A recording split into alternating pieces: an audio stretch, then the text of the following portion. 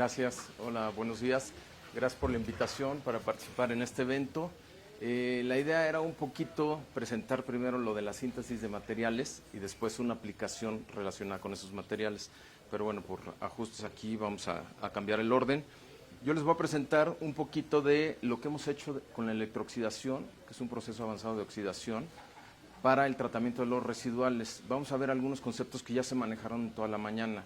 Entonces esto ve un poquito más la aplicación o refuerza un poquito lo que ya platicamos. ¿Por qué los lodos? Bueno, pues dicen que todos tenemos algo de locos, unos más, otros menos. Y los lodos es un tema que al menos a mí me apasiona. Es el principal subproducto del tratamiento del agua residual, donde se concentran básicamente los contaminantes, la materia orgánica, microorganismos, y los separamos a través de sedimentación. ¿Sí? Puede ser un lodo primario en un sedimentador primario, un lodo secundario en un sedimentador secundario. Se generan del orden de 53 millones de toneladas al año de este tipo de materiales, y en México no hay un dato como tal, pero nosotros estimamos que se generan del orden de 700,000 toneladas al año. De hecho, si han oído hablar de la planta de tratamiento de Atotonilco, que es la que trata gran parte de las descargas del Valle de México, en esa planta se generan 1,300 toneladas húmedas de lodo cada día, ¿no? Entonces es una bestialidad lo que genera.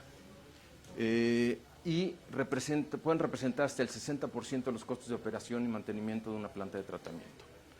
Sus propiedades, en términos de materia orgánica y nutrimentos, los hacen que puedan ser utilizados como fertilizantes y tienen muy buenas propiedades como ese fertilizante.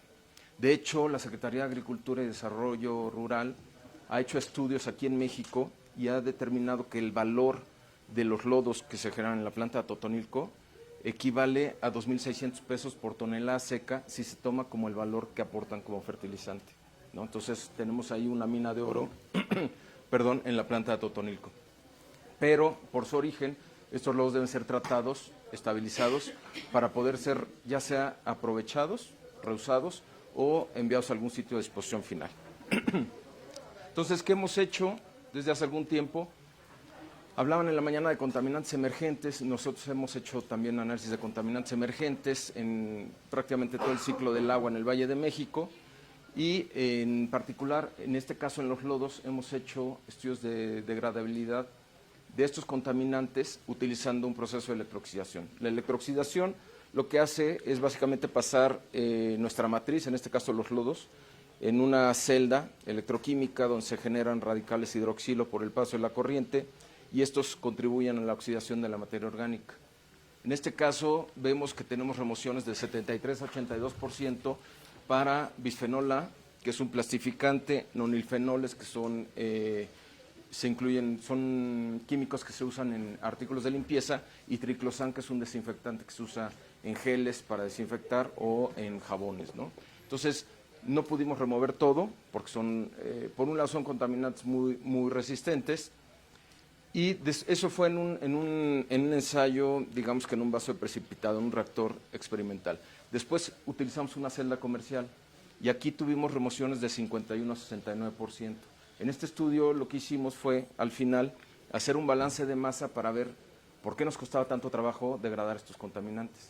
Y una de las razones es que estos contaminantes se adhieren, podemos decirlo, a la materia orgánica, a las partículas sólidas. Entonces es difícil lograr que estas partículas entren en contacto con la superficie donde se generan los radicales oxidantes, ¿no? Entonces, más del 99% de los contaminantes estaban, digamos que adheridos a las partículas sólidas. Entonces no era muy fácil o sencillo degradarlos.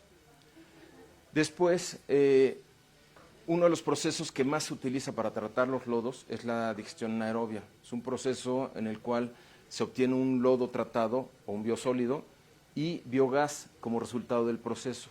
Este biogás se utiliza para generar energía, y en las plantas es un proceso muy socorrido porque ayuda a reducir los costos de energía. En la planta de Atotonilco la digestión anaerobia puede aportar, si no me equivoco, hasta el 80% de la energía que consume la planta, ¿no? Y con eso abaratamos los costos de tratamiento. Sin embargo, es un proceso, es una conversión de materia orgánica incompleta. ¿Por qué? Porque las células necesitan se necesitan romper a través de diferentes mecanismos bioquímicos para poder ser, digamos que utilizadas como alimento en el proceso de digestión anaerobia. Entonces, desde hace muchos años se han propuesto diferentes pretratamientos del lodo para incrementar la producción de biogás por medio del rompimiento de estas células. Entonces, nosotros aplicamos este proceso de electrooxidación al lodo para ver cuál era el efecto, y lo que pasa es que tenemos los flóculos de biomasa de los lodos, los vamos rompiendo dependiendo de las condiciones que nosotros apliquemos, y podemos llegar incluso a mineralizar parte de la materia orgánica, oxidar totalmente.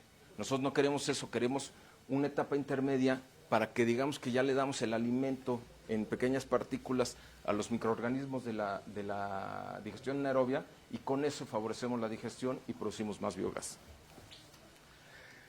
Entonces, lo que hicimos fue hacer las pruebas de electrooxidación bajo diferentes condiciones y medir qué tanta materia orgánica que estaba en forma de partículas estábamos pasándola a la forma soluble. Entonces, nosotros pudimos obtener que estábamos solubilizando cerca del 2%. Hay estudios con otros pretratamientos que hablan de porcentajes mucho mayores de solubilización. Sin embargo, nosotros vimos que a densidades de corrientes medias y tiempos medios lográbamos la mayor solubilización. ¿Qué pasaba si le dábamos más tiempo o más densidad de corriente? Empezamos a oxidar la materia orgánica, y es algo que no queríamos, porque queríamos que estuviera disponible para la digestión anaerobia. Vimos también que había un cambio en el tamaño de las partículas, en el tamaño de los flóculos. Se reducía hasta un 64%, medio como el percentil 90. ¿Sí? Vemos aquí algunas imágenes donde se ven partículas más pequeñas, y eso ayuda a que la digestión sea más eficiente. ¿Sí? Le damos el alimento ya prácticamente en pedacitos a los microorganismos, y esto se lo comen más fácil. Entonces, lo que logramos fue producir hasta 77% más biogás. Después del pretratamiento, de que rompíamos las células, liberábamos las sustancias poliméricas extracelulares de las que se habló hace rato, y logramos producir hasta 77% más biogás con este proceso, ¿no? Que es bastante, es considerable, sobre todo en plantas, si estamos considerando plantas grandes como la de Atotonilco, ¿no? La producción de energía cambiaría muchísimo con este pretratamiento. Uno de los problemas de los lodos también es, como les dije, concentran los microorganismos, los patógenos. Entonces, para nosotros poder reutilizar estos lodos, tenemos que cumplir con la NOM 004. Esta norma nos establece límites de coliformes fecales, que son indicadores de bacterias, con salmonela, que son bacterias patógenas, y huevos de helmintos, que son huevos de parásitos intestinales, de lombrices. Son muy resistentes los helmintos. Entonces dijimos, vamos a probar el proceso.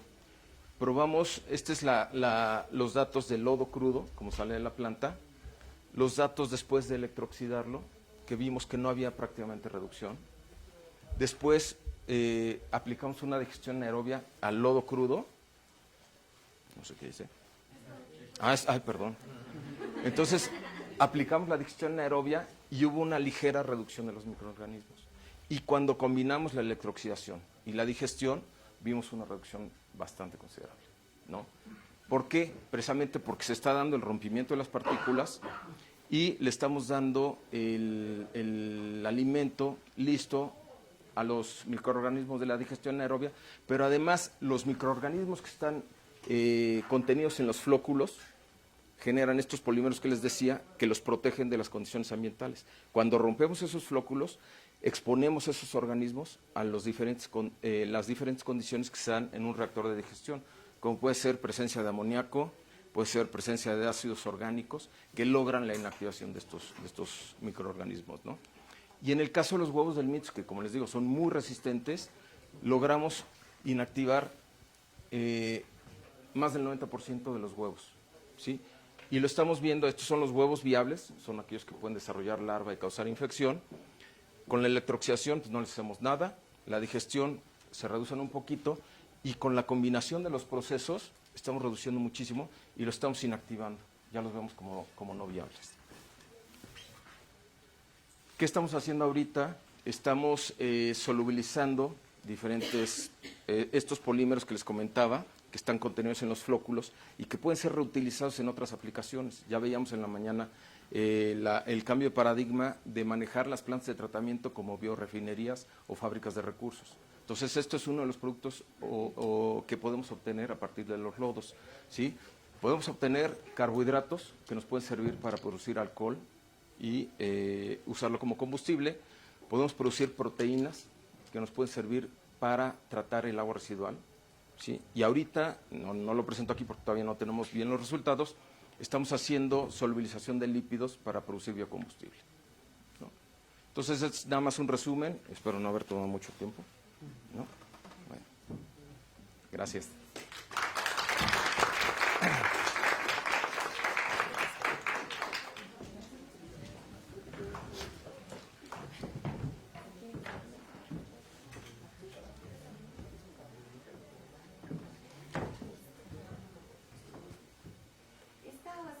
Presentación combinada, justamente como lo decía el doctor José Antonio, lo que esperábamos era presentarles un poquito de los inicios y después la aplicación.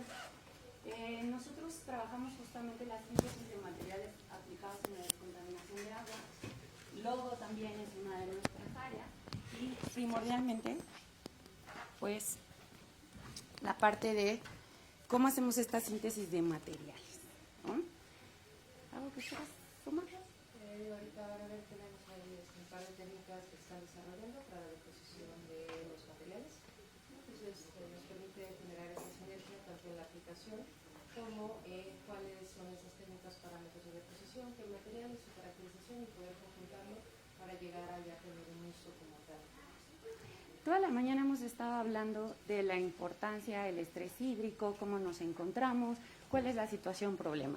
Y de ahí pasamos desde que las plantas de tratamiento de métodos convencionales no pueden eliminar o tienen limitantes en la eliminación de los nuevos contaminantes, particularmente contaminantes de la industria alimenticia, productos farmacéuticos y obviamente también los colorantes o tintes, que es de lo que más se usa. Obviamente la Organización de las Naciones Unidas reporta que a nivel mundial todavía somos incapaces de tratar el 100% del agua residual que generamos. Y obviamente al nosotros tener esta situación y partiendo de la base que los métodos convencionales tienen esa limitante a los nuevos contaminantes, pues requerimos de nuevos materiales. Y estos nuevos materiales, pues aquí es donde aparece la ingeniería electroquímica. En la ingeniería electroquímica desde hace aproximadamente unos 25 30 años, ha evolucionado y quiere separarse de lo que es la ingeniería química y decir, ahora yo solita quiero favorecer y mejorar todo lo que hay. Y obviamente todos los que hacemos ingeniería o los que hacemos electroquímica queremos verla solita, así como en algún momento se separaron las ciencias ambientales o el tratamiento de aguas. La ingeniería electroquímica toma dos bases muy grandes. Una de ellas es la ingeniería química, principalmente por todo el aspecto de la cinética química, aunado también a los fenómenos de transporte. Hace un ratito el doctor mencionaba justamente la importancia de conocer cómo son los movimientos, cómo es la transferencia de calor, cómo es la transferencia de masa dentro de mi sistema para poder predecir cuál va a ser el mecanismo de reacción.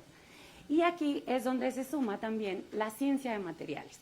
Originalmente nosotros analizamos a la ciencia de materiales como aquel ser en el espacio que estudia ese pedacito del material, pero no vemos justamente ya su aplicación o se requiere de mucho trabajo multidisciplinario para poder compaginar estas dos áreas.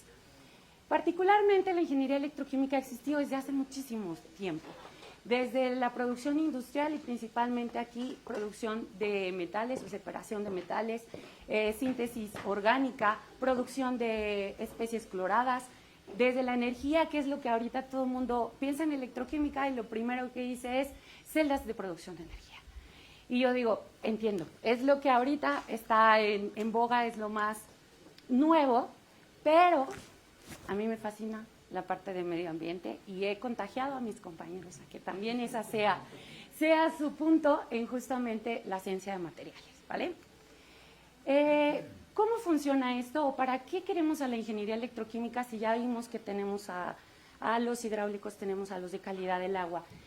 ¿Qué es lo que necesitamos? Principalmente, como lo decía el doctor José Antonio, estas celdas electroquímicas trabajan con un ánodo y un cátodo. Este ánodo tiene que ser un ánodo superpoderoso y en los últimos años se han explorado diferentes técnicas de deposición y sobre todo nuevos materiales que a mí me permitan favorecer justamente la formación de especies reactivas de oxígeno, es decir, favorezca la formación de radicales hidroxilo porque sabemos que estos radicales hidroxilo son alto poder oxidante, les gusta compartir con todo mundo de los contaminantes y tienen la gran característica de poder degradar compuestos o moléculas como las moléculas tipo azo, que son las de los colorantes, que son los enlaces, pues que se dice que son los más rigurosos, estables y los más dificilitos de romper. Obviamente, este estudio de los materiales anódicos, pues no lo podemos ver desde la química claramente, porque ¿qué? Requerimos justamente el estudio de los materiales. Yo puedo llegar y decir, ay, sí, mira, de pronto me parece que este metal puede funcionarme, pero entonces necesito aquí de un eléctrico o de un mecánico que me diga realmente si ese material tiene las propiedades necesarias para la aplicación. Los electrodos se dividen en dos sectores, uno le llaman electrodo activo y electrodo no activo. Se van a confundir, van a leer muchos artículos, todavía la gente sigue discutiendo por qué le llamamos no activo, por qué le llamamos activo y tú por qué si dices eso.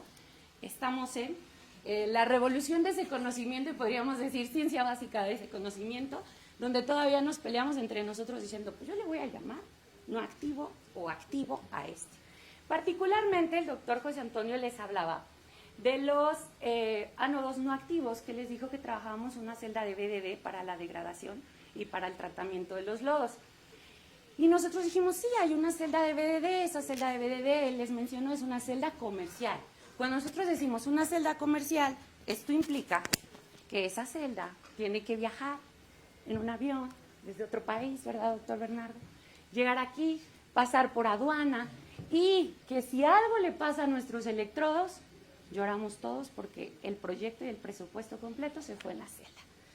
Entonces yo llegué con mis compañeros y les dije, oigan, tenemos esta problemática, ¿cómo la podemos resolver?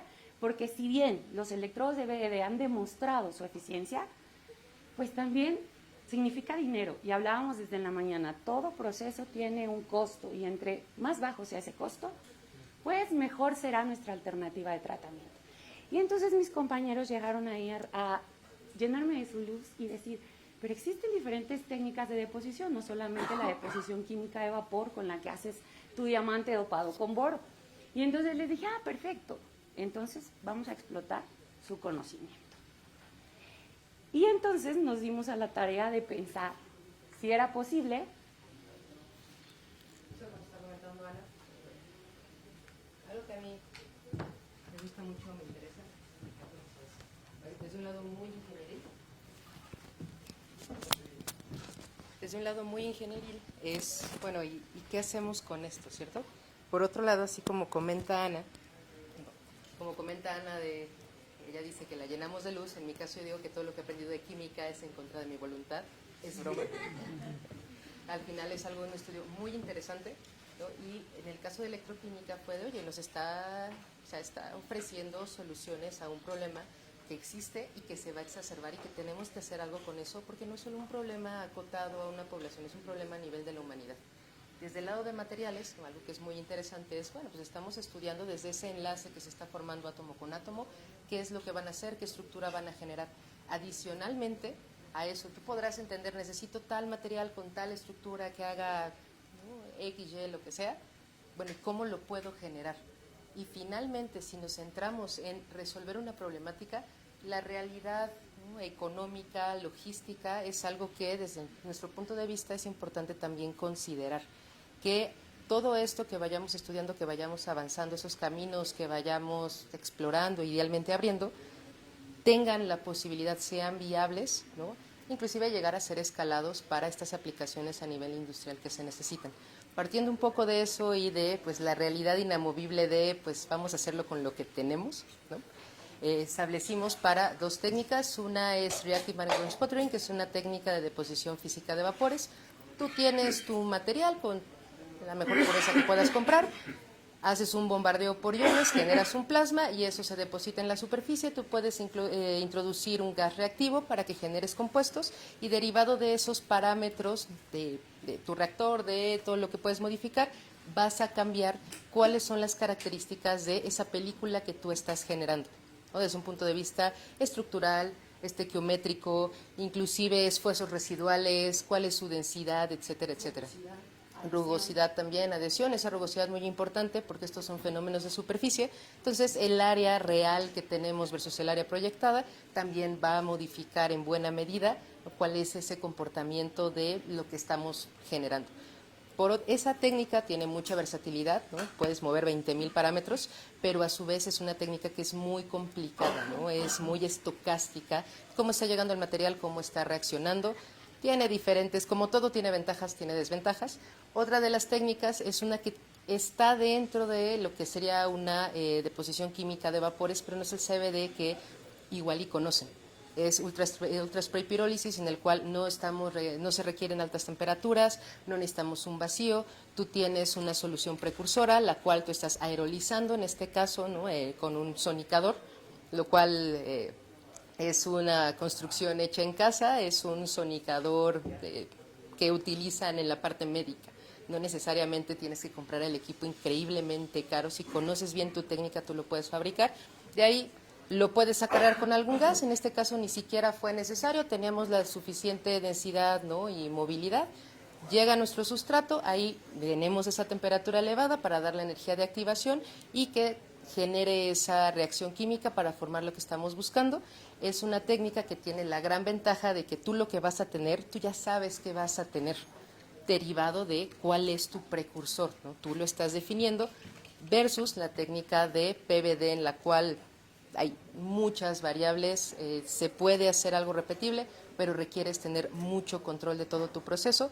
Adicionalmente, en la técnica de spray pirólisis, pensando a futuro, es algo que es escalable a un nivel industrial para una producción industrial de estos electrodos, ¿no? Sin que requiera una inversión o una complejidad excesiva. No tenemos que cambiar en gran medida, inclusive nuestros parámetros, por ejemplo, mecánica de fluidos, pues saben que no necesariamente ¿no? va a escalar de manera lineal con el tamaño que tú tengas. En este caso tenemos las técnicas, los requerimientos energéticos, requerimientos de costo son relativamente bajos comparados con estas otras técnicas. En la parte de metodología, primero pues fue esa selección, ese estudio de qué materiales se requieren. Nosotros seleccionamos el dióxido de estaño, que previamente reportado, que tiene esta actividad, comparado con otros, como por ejemplo los que involucran plomo, podrá tener muy buena actividad, pero si estamos buscando, ¿no? limpiar el agua y tú tienes un desprendimiento de esa película, pues, tu solución ahora se volvió otro problema. En este caso, mejor de los escenarios, de ahí encontrar todos estos parámetros de deposición, de literatura, hacer las optimizaciones para hacer la deposición de las películas, hacer su caracterización físico-química respecto, por ejemplo, microscopía electrónica de barrido, cómo tenemos esa superficie, el EDS, no Energy Dispersive Spectroscopy, cómo están nuestros elementos, difracción de rayos X para conocer, indagar acerca de la estructura, microscopía de fuerza atómica, en hacer un fenómeno de superficie, la rugosidad, esa morfología, esa escala se vuelve algo muy relevante. De ahí pasamos a la caracterización electroquímica. Donde nosotros lo que buscábamos era justamente que pudiera tener las cualidades que nos reportan en los pocos libros de electroquímica que existen, y que era justamente una voltamperometría cíclica, una alta ventana o una amplia ventana de potencial que pudiera favorecer la formación de la evolución de oxígeno y obviamente pues también cómo es su comportamiento y cómo es la parte difusiva a cuestión electroquímica. Posteriormente, ya que los alumnos nos creyeron en esta idea, dijimos, bueno, la única manera de comprobar si esto fue verdad o fue mentira, pues es hacer un experimento. Y obviamente tomamos una molécula modelo que está súper estudiada, pero obviamente con la finalidad de limitar las variables, puesto que estábamos haciendo la síntesis de un nuevo material. Adicionalmente, otro de los parámetros que estudiamos, ¿por qué? Porque para esta aplicación, oye, tu electrodo funciona de maravilla, ¿no? Es increíble, lo haces con 2 centavos y en 5 minutos, qué padrísimo, pero te funciona una vez, nada más para un ciclo. De nuevo, no coadyuva en verdaderamente solventar la problemática, esa estabilidad. Yo soy mecánica eléctrica, entonces lo veo del lado mecánico, ¿no? Esa estabilidad mecánica de la película se vuelve algo muy relevante. Pues también fue parte del estudio y algo que es muy padre es el trabajo interdisciplinar, ¿no? Cada una de esas áreas pues lleva muchísimo tiempo de estudio. La humanidad ha generado una cantidad increíble de conocimiento y de técnicas y de formas y de maneras que del otro lado tal vez tienen la solución y no la conoces. En este caso, un mecanismo, oye, no tengo buena estabilidad, tengo algún cambio en el parámetro de red de mi estructura cristalina, estoy viendo agrietamientos. nada más tienes que quitar los esfuerzos. ¿Cómo? Tratamiento térmico, mételo al horno. Sin gran complejidad. Afortunadamente en este caso ni siquiera requeríamos una atmósfera inerte, un control de ABC, altas temperaturas, grandes tiempos. Esta metodología nos permitió generar algo que tiene noción de que pudiera ser aplicado más adelante. Estas son las técnicas que les comentaba, deposición física de vapores con Reactive Magnetron Sputtering y ultraspray pirólisis, como ya les había platicado. Aquí los parámetros que se utilizaron, así como también resultados de DRX para la deposición física de vapor. Muy brevemente, en este caso, por la naturaleza de la técnica, no teníamos, ¿no?, una estructura 100% del dióxido de estaño, inclusive llegamos a tener el estaño completamente metálico y fuera de esa estequiometría, lo cual podemos ver en el DRX y nos generó, adelantándoles un poquito a ese preview, después de hacer la caracterización electroquímica, teníamos un completo desprendimiento de las películas, no tenían esa estabilidad como tal. Podemos verlo en la parte de microscopía de fuerza atómica y también pues lo que se pudo hacer en la parte de caracterización electroquímica. Por otro lado, ¿no?, en el ultraspray pirólisis, está el nombre en español, es que nunca me acuerdo en español, obtuvimos lo que ya sabíamos que íbamos a obtener. Tenemos el precursor químico, ¿no? Tenemos el dióxido de estaño, aquí tenemos la morfología superficial, el antes y el después, y en este caso, después de hacer el recocido de la película, veamos una mucho mejor estabilidad, inclusive después de procesos de esta caracterización electroquímica cíclica, no solo una vez, con varias pruebas, en la cual mantiene su integridad. Asimismo, podemos ver características de la morfología, también el EDS, y tenemos esa caracterización electroquímica. Y por último, lo que querían ver los estudiantes, si realmente funcionaba después de muchas horas y mucho proceso en el laboratorio, si esa peliculita que ellos no alcanzaban a distinguir absolutamente nada tenía esa actividad.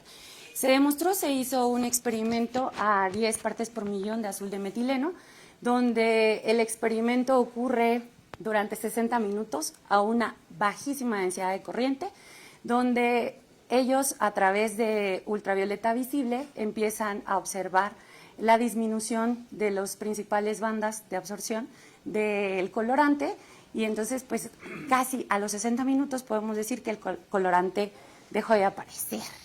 Esto no significa que, digamos, que ya salvamos la vida.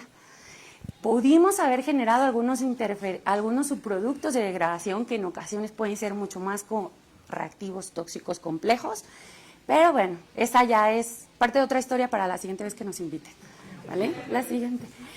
Prácticamente, ¿qué estamos trabajando? Bueno, pues estamos trabajando la fabricación de ánodos justamente por estas técnicas, tratando de encontrar cuáles son las mejores condiciones de deposición.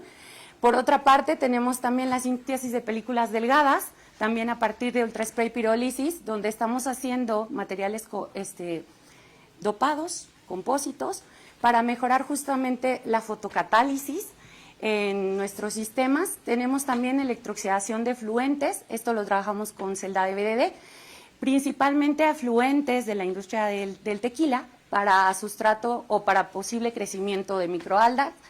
Y por último, pues decían en la mañana, hay que hacer unos sistemas secuenciados, ¿no? Y entonces estamos justamente viendo el potencial de manejar sistemas secuenciados con la parte de la biotecnología, de la biología, y ahí vamos desarrollando estas líneas a la par.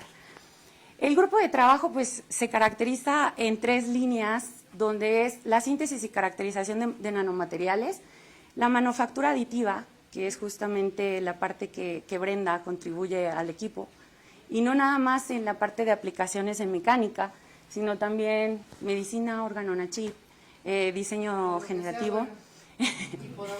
Y podamos colaborar. Y obviamente también en el caso del otro integrante, pues él hace síntesis y procesamiento para sensado de gases. En la mañana hablaba el doctor Bernstein de la importancia de encontrar técnicas que justamente nos faciliten la detección, por ejemplo, de los contaminantes emergentes, ¿no?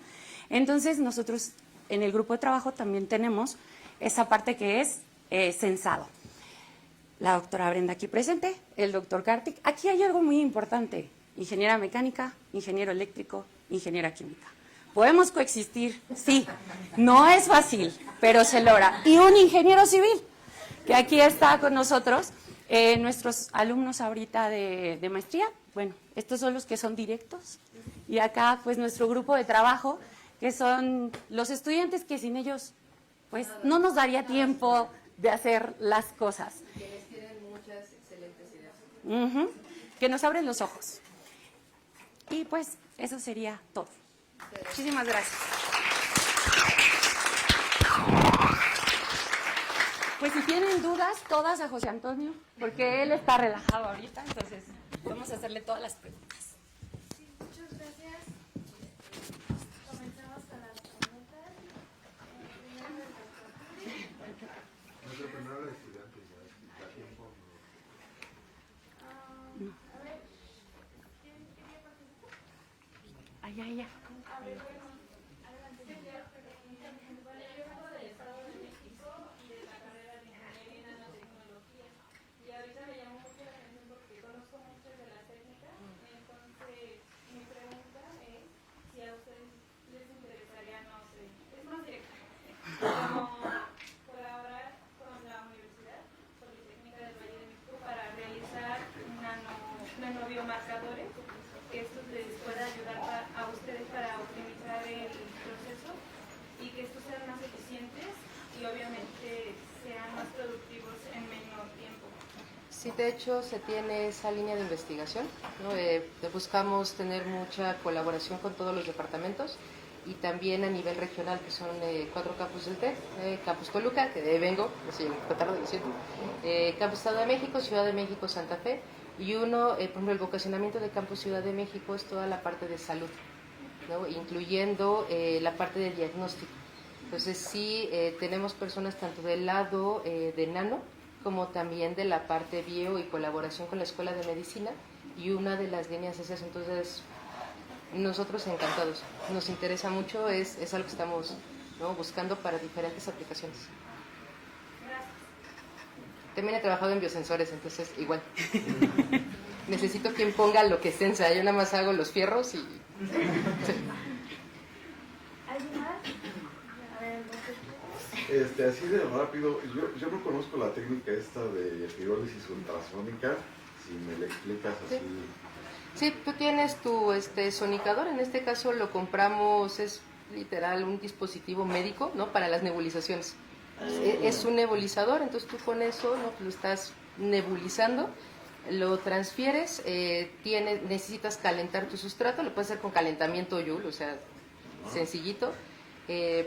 Pones tu sustrato, está depositando, con la temperatura va haciendo la reacción, dependiendo del tiempo va a ser el grosor de la película que se genere. Lo quitas, se enfría. ¿Qué sustratos son? Utilizamos Silicio. obleas de silicio. Ah, ok. Sí, obleas de ¿Ultrapuro silicio. o No, bueno, estándar? no, es grado para las pruebas. No son las obleas de silicio, digamos, que van directito a un proceso de semiconductores. Son las que llaman test, ¿no?, que tienen ahí ciertos detalles con respecto a purezas, detalles. Muy honestamente, las pedimos de Amazon, ¿no? Somos fieles clientes de Amazon. Las cortamos normalito con la puntita de carburo. Y es una técnica que la verdad es que nos da mucho gusto que haya dado excelentes resultados, porque es muy accesible, es muy sencilla. Nada más, por ejemplo, aquí hay que cuidar la parte de extracción, ¿no?, porque una vez que deposita, bueno, pues sale sus productos que genere. Hay que tener cuidado que no se vaya a estar inhalando, que no te vayas a quemar, por ejemplo, cuando pones tu muestra, pero fuera de eso, el equipo se construyó, digamos, lo construimos nosotros. Bueno, Kartik. Bueno, Kartik. Sí, yo voy a preguntar de la otra técnica, la de pulverización catódica. Es un equipo comercial. También se armó. Sí, ¿y qué nivel de vacío alcanza? En ese, 40. tenemos una turbomolecular. Tiene varios temas ese equipo, sobre todo por la parte de la geometría, y tiene otro tema que es bastante crítico, que es, oye, ¿qué depositas ahí? Lo que ocupemos, no tenemos un equipo dedicado, por ejemplo, para únicamente depositar Estaño, titanio. o algo afín. O sea, Pero traemos... compran la placa, ¿no? Sí, El compramos blanco. los blancos. El blanco Y se es compra. argón, el plástico. Utilizamos Sí, argón, argón y, pues, y atmósfera de oxígeno. los reactivos, ¿no? O sea, nitrógeno, oxígeno generalmente. ¿Y la fuente de descarga es de corriente directa? En o este de- caso de corriente directa, también tenemos de corriente alterna y tiene un temita que tenemos, ¿no? Que hay que repararla. En este caso tenemos corriente directa. Ah, ¿y qué depositaron? El óxido, bueno, Estaño. estaño con el gas reactivo de oxígeno buscando generar el dióxido de estaño. Gracias. ¿Qué tal? Muchas gracias por la presentación. Se me hacen temas bastante interesantes y ya incluso ya están ubicados como ahora sí que los temas a resolver, sobre todo a nivel de aplicación para la parte de ingeniería electroquímica.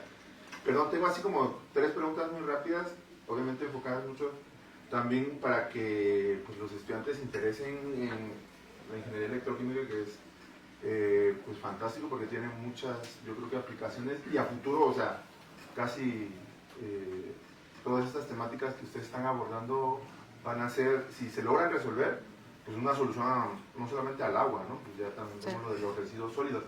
No obstante, no quiero verme pesimista nuevamente por la cuestión de digamos que la línea base donde voy a partir, pero sí, bueno, que es nuevamente lo que genera hoy en día un interés. Bien, yo creo que la parte de la electrocatálisis del BDD sí es pues relativamente conocida, ¿no? Por lo que comentaban.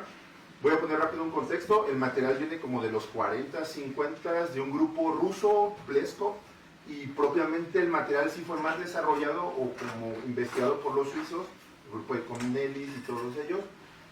Pero bueno, sí tenía mucho contexto. ¿Por qué lo comento? Porque sí se encontró de que todo el mundo piensa que produce una gran cantidad de radicales.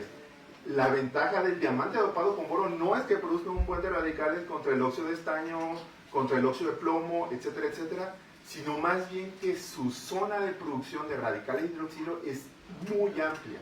Entonces, desde un punto de vista industrial, tenemos de que el óxido de estaño, y eso sí lo comento porque bueno, nos ha tocado trabajar en esa cuestión, tiene literalmente una zona de sobrepotencial de no más allá de 300 milivolts.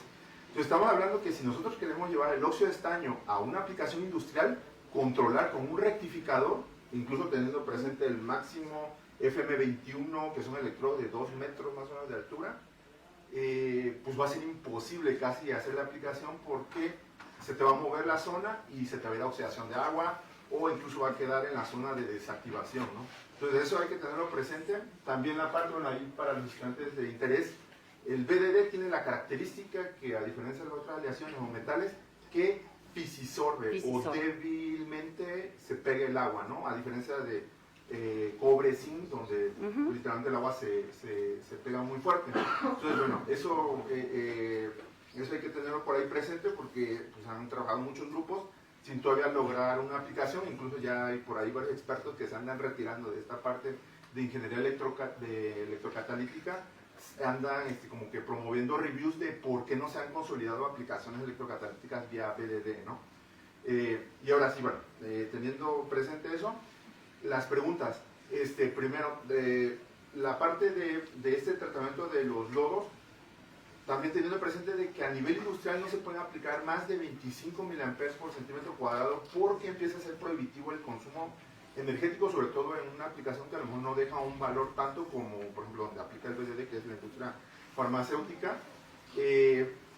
Una pregunta ahí, ¿cómo es el ensamble de, ahorita dijeron que era un vaso de precipitado o algo todavía pequeño de la celda, pero cómo es el ensamble pensando de que se pudiera optimizar quizás, o sea, bajar un poco la zona de densidad de corriente utilizando un mejor conductor iónico o incluso un mejor conductor electrónico?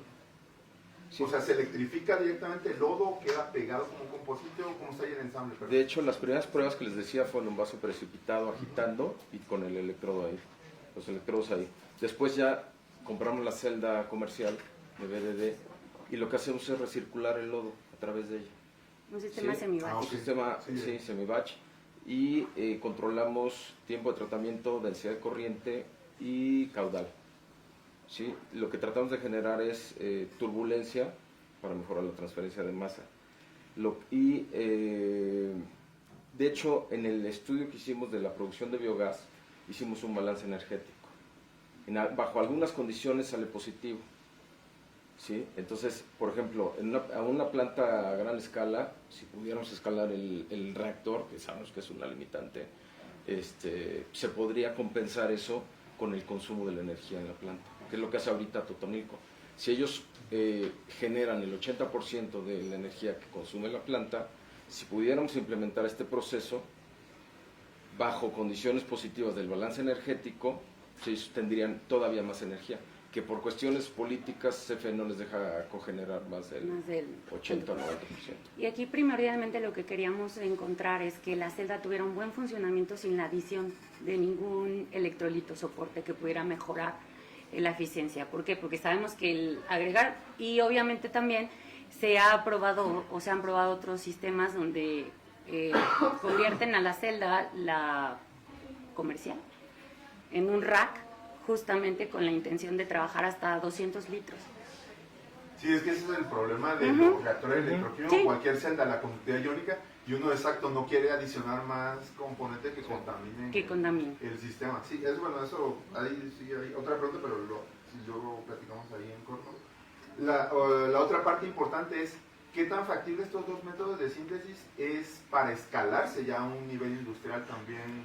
O sea, en términos de costo, ¿no? Teniendo también presente dos cosas muy importantes para los electrodos. Primero, como van a estar, bueno, esa parte que le llaman estabilidad, bajo un campo eléctrico que literalmente tensa la red cristalina o bueno, el material durante la operación, empieza a soltarse. Eso es una. Y la segunda es que si tenemos un metal, pues al metal le gusta oxidarse y luego pues no es estable, obviamente. Entonces, este tipo de métodos sí generan una buena adherencia que literalmente quite la interfaz entre el colector de corriente, el sustrato y la capa activa. Particularmente, la que genera mejor adherencia es el USP, Ultra Spray Pyrolysis, justamente porque tú ahí ya estás partiendo de un precursor donde ya tienes el óxido metálico.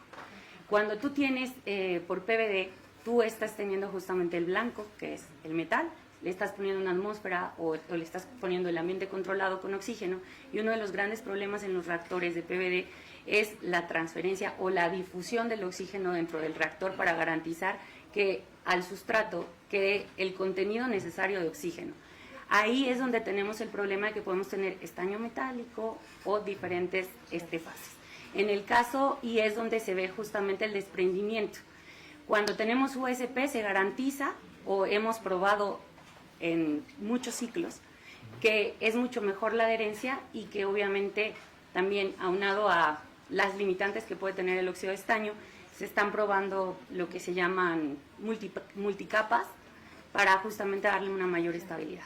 Sí, en el caso de, digamos, el PVD, es una de las limitantes importantes que tiene, inclusive para lo que comentas, ¿no? Al final estás induciendo un esfuerzo mecánico que conforme tienes esos ciclos de uso, en algún momento algo tiene que liberar. En el caso de PVD genera esfuerzos residuales. Puedes controlar, pero eso a la vez va a limitar qué parámetros puedes utilizar, pero esos parámetros están asociados a que generes la película que tú quieres. O sea, llega un punto en el cual tu rango operativo para cumplir con todos tus requisitos puedes quedar completamente fuera. Una posible solución para ese es combinar esfuerzo, compresión, tensión, compresión, tensión.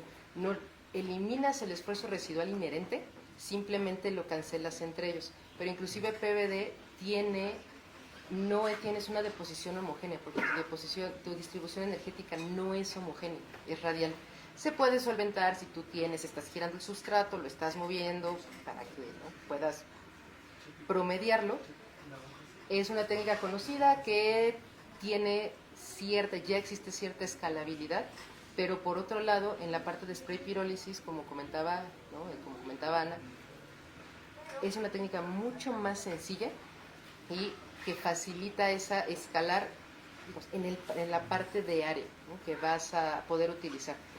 Y en la parte de esfuerzos residuales, precisamente por eso fue el tratamiento de recocido.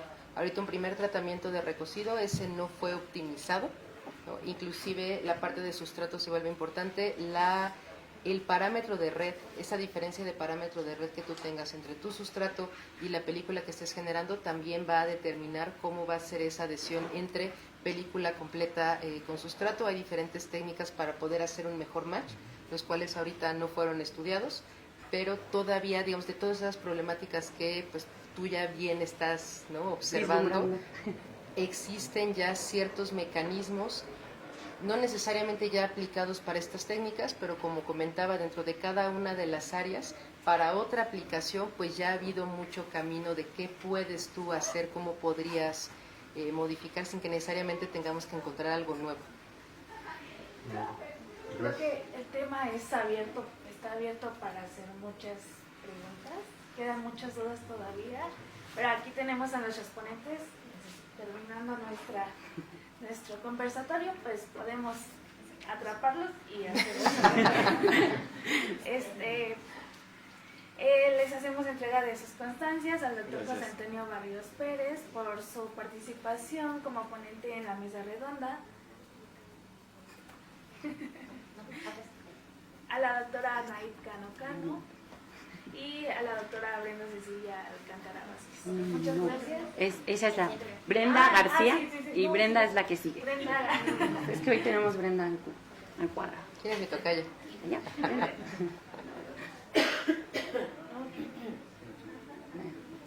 No se apure.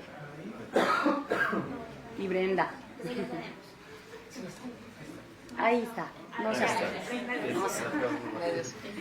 Barrera. Sí, muchas gracias por su participación.